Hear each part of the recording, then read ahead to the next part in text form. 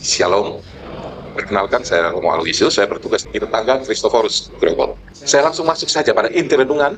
Tuhan yang memerintahkan berpikir menggunakan kebenaran ilmiah. 5 tambah 5 sama dengan 10. Ingat, orang Katolik tidak boleh berpikir seperti itu. Tuhan kita bukanlah Tuhan yang mengatakan 5 tambah 5 sama dengan 10. Tuhan adalah Tuhan yang bertanya kepada dirimu, 10 adalah berapa tambah berapa. Beda itu. Kalau Tuhan mau bertanya 5 tambah 5 sama dengan 10, semua orang juga tahu. Tetapi ketika engkau melihat Tuhan banyak 10 adalah berapa tambah berapa, maka hatimu terbuka terhadap jawaban yang berbeda. Bisa 8 tambah 2, bisa 7 tambah 3, 5 tambah 5. Tapi hanya satu tujuannya. Tuhan, 10, sempurna itu dalam hidup. Untuk kita bisa berharap, tidak tenggelam dalam kecemasan, ketakutan, kekhawatiran, gunakan mata lebah, jangan mata lalat. Lalat itu ditempatkan di taman bunga yang indah sekali itu, bang pergi mencari di mana ada sampah. Tapi kalau lebah ditempatkan di tempat pembuangan sampah pun, terbang pergi mencari di mana ada bunga. Keindahan rahmat Tuhan hanya bisa terbuka bagi mereka melihat secara optimis. Dalam nama Bapa dan Putra dan Roh Kudus. Rahmat Tuhan kita Yesus Kristus, cinta Allah dan persekutuan Roh Kudus bersamamu.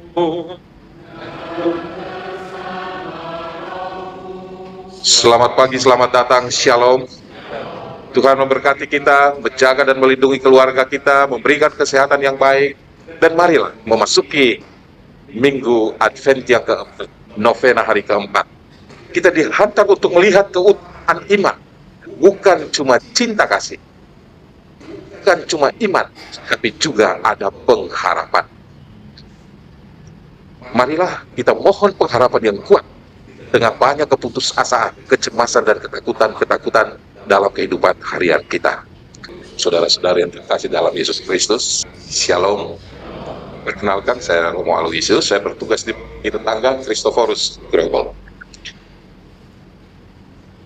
Saya langsung masuk saja pada inti renungan dengan tema kita. Bagi saudara-saudara yang mengikuti novena memasuki hari keempat, bagi saudara-saudara yang datang untuk mengikuti Ekaristi ini sebagai hari Minggu, kita masuki masa Advent, hari Minggu Advent yang keempat.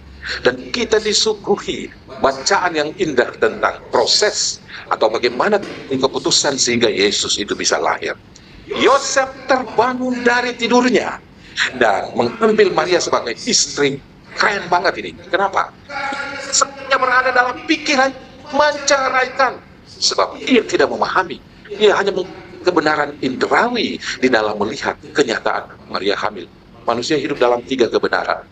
Kebenaran indrawi, kebenaran dunia, dan kebenaran ilahi. Ketika engkau bertanya kepada seorang anak kecil, bintang itu kecil atau besar, dia akan menjawab bintang itu kecil, karena dia menggunakan kebenaran indrawi. Tapi kau tanya kepada seorang dewasa yang terpelajar, bintang kecil atau besar, dia akan mengatakan bintang itu besar. Karena matanya melihat kecil, tapi otak dan pikirannya memahami bintang itu adalah besar. Tapi ketika kau tanya kepada seorang beriman, bintang itu kecil atau besar, dia akan menjawab Tuhan yang besar. Yosef berproses dari kebenaran indrawi kepada kebenaran ilahi. Dia harus membuat loncat di dalam kebenaran yang dia anut. Dan itu terjadi di tidurnya. Mimpi.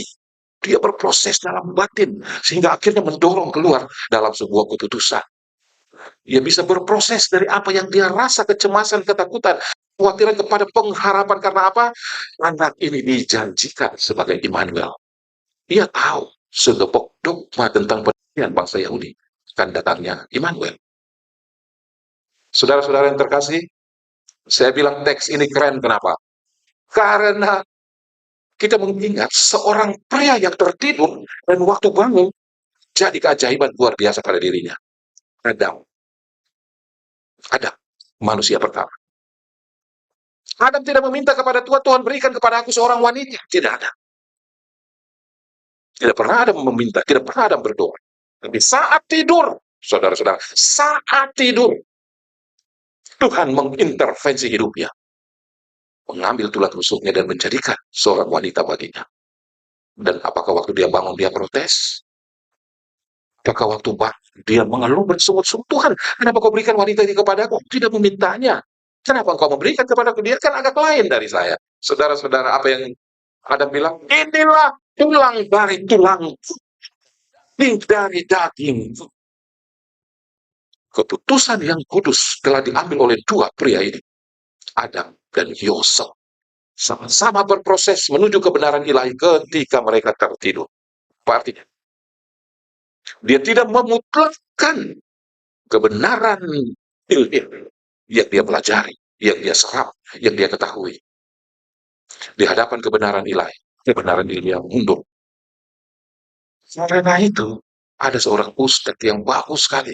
Kita hidup di Indonesia ini banyak orang yang suka menjelek-jelekan agama, tapi ada satu dua ustadz yang bagus-bagus. Dia bilang, orang Kristiani percaya bahwa Maria mengandung dari kuasa Roh Kudus tanpa intervensi laki-laki. Dan itu hal yang biasa saja. Jangan dianggap aneh. Karena ada orang lain yang mengatakan, kalau Tuhan dilahirkan siapa bidanya? Anda ingat? Ustadz yang satu ini dia bilang, Buya Syakur kalau mau tahu namanya.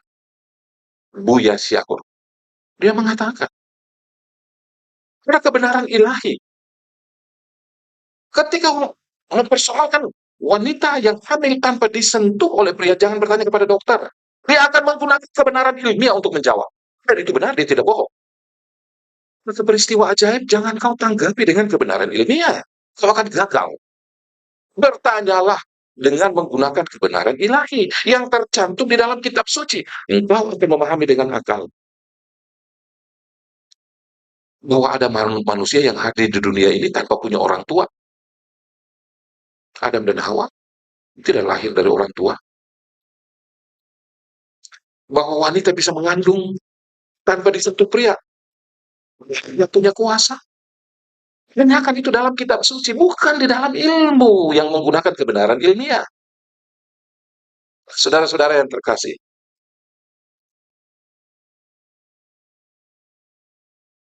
Adam dan Yosef bangun dari tidurnya membuat keputusan yang sangat indah.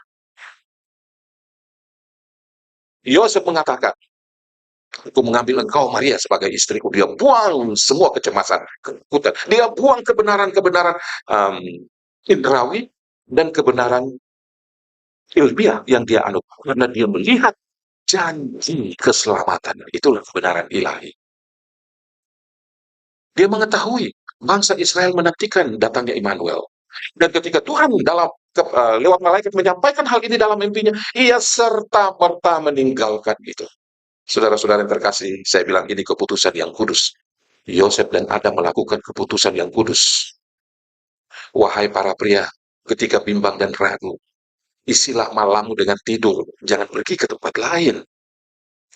Engkau akan tergoda dengan banyak hal di sana. Tuhan tidak muncul di tempat-tempat hiburan, tidak ada.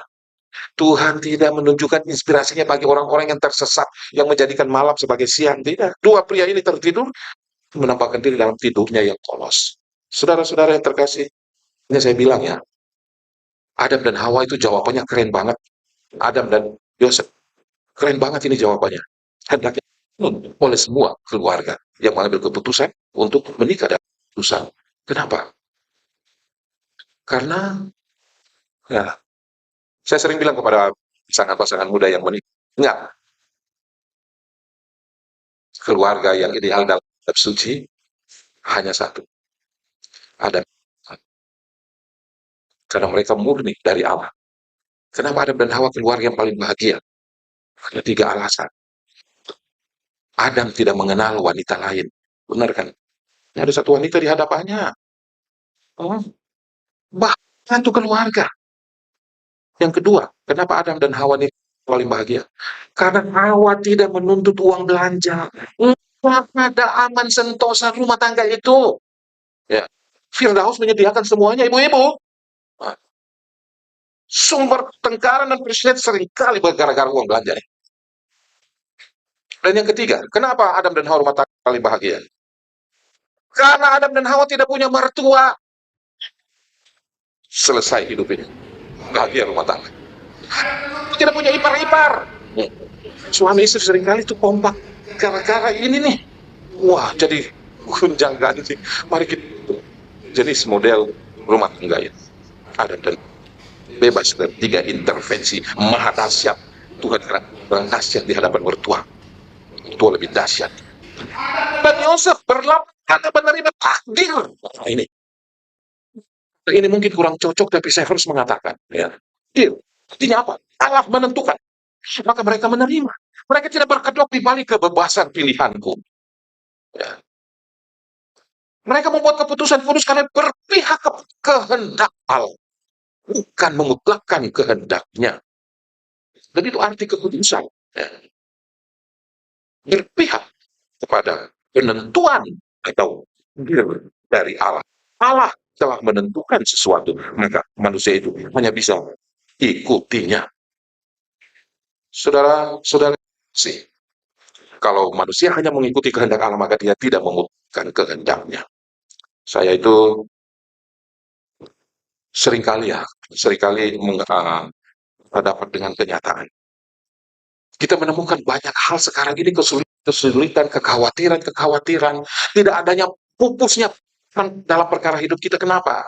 Karena kita memutlakkan kehendak. Kita mau supaya kita yang menentukan. Pola semacam ini bukan pola ilahi. Ya. Ada banyak suami menganggap bahwa istri adalah pilihan. Maka ketika pilihannya sudah tidak cocok dengan kriteria-kriteria, goodbye. Dar kanan faya con Dios, cari lain. Nah, ada banyak seperti itu.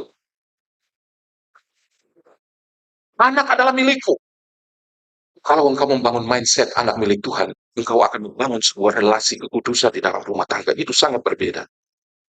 Tahu, harta adalah titipan. Banyak orang sekarang merasa itulah hasil kerja curahan keringatku. Ingat, wahai pria-pria sombong, ya, demikian. Ketika engkau bekerja, istrimu mendoakan.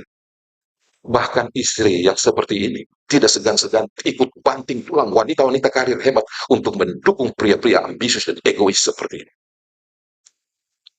Kalau engkau mengandalkan harta sebagai jerih payahmu sendiri, bukan berkat dari Tuhan, maka engkau akan jatuh dalam sikap yang ampun-ampun.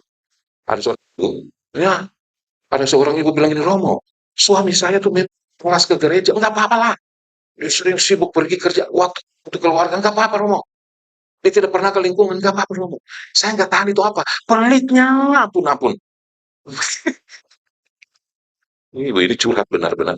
Saya bilang gini, Bu, panggil ibu, suami ibu datang. Atau suruh dia. Jadi tukang saja. Loh, kok Romo ngomong begitu? Iya, saya tanya sama dia. Kira-kira di rumahmu isinya berapa mobil? 2, Romo. Coba kau lihat tukang parkir. Kau punya mobil 2 dalam garasi. Dia lahan parkir 10-20 mobil dari apa? Mercy sampai Avanza, mobil sejuta umat, lengkap semua. Tapi dia tidak sombong. Iya dong. Loh, orang datang mengambil satu-satu, dia kasih, dia antar, dia kawal sampai aman keluar. Dan lahannya jadi kosong. Dia tidak frustrasi, dia tidak marah-marah sama Tuhan. Kenapa? Baginya kendaraan-kendaraan ini hanya titipan. Belajar dari tukang parkir dari Tuhan. Semua yang ada pada kita titipan. Supaya ketika diambil engkau tidak berderai air mata. Kita tidak bunuh diri. Kau rasa itu milikku, itu punya aku, ini akibatnya nih. Kecemasan dan kekhawatiran semacam begini, sungguh-sungguh bukan keputusan ilahi, tetapi sebuah kematian terhadap pengharapan. Saudara-saudara yang terkasih, mari kita jadikan masa Advent ini penantian. Seperti Yosef, dia menantikan. Dia tahu bahwa seorang darah akan melahirkan Al-Masih. Immanuel telah datang beserta kita. Dia menggunakan kebenaran ilahi ini, kebenaran ilmiah ini, untuk membuat keputusan ilahi di tengah kebenaran indrawi. Loh, Maria hamil dari siapa? Dengan manusia suka bertanya dan bertanya bila dia melihat keadaan logikanya. Tetapi sumber pada firman Allah, hidup pada pola relasi dengan Allah akan membawa untuk mengagumi karya Allah yang luar biasa. Kebenaran ilahi. Harapan hanya dapat dibangun kalau kita menggunakan kebenaran indrawi dan kebenaran ilmiah kita dengan menuju kepada kebenaran ilahi. Bila tidak, engkau akan menjadi ragu, manusia cemas, dan manusia tidak punya pengharapan. Saudara-saudara terkasih, akhirnya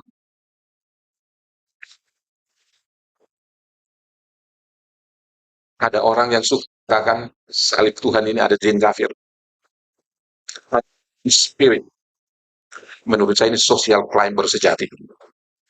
Ya. Menggunakan isu agama. Menjual agama untuk konten-konten. Saudara-saudara yang terkasih, bagi mereka orang-orang ini, Tuhannya Tuhan yang memerintahkan berpikir menggunakan kebenaran ilmiah.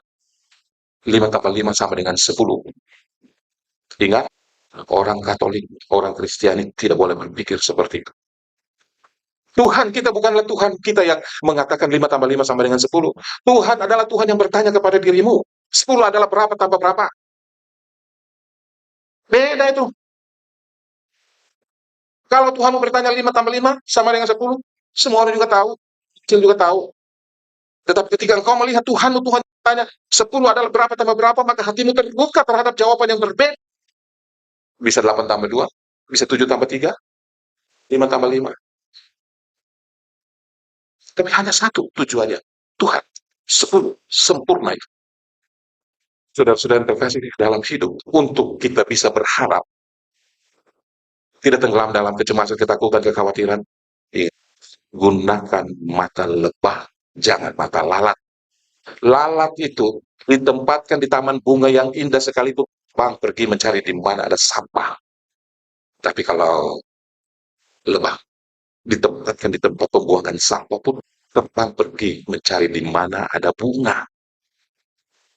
Keindahan rahmat Tuhan hanya bisa terbuka bagi mereka melihat secara optimis, berpengharapan, tidak putus asa, tidak cemas, tidak khawatir. Hal itu masih bergelayut di hati kita.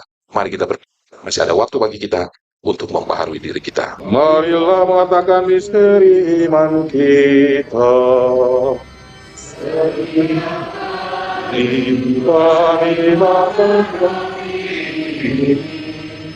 Dan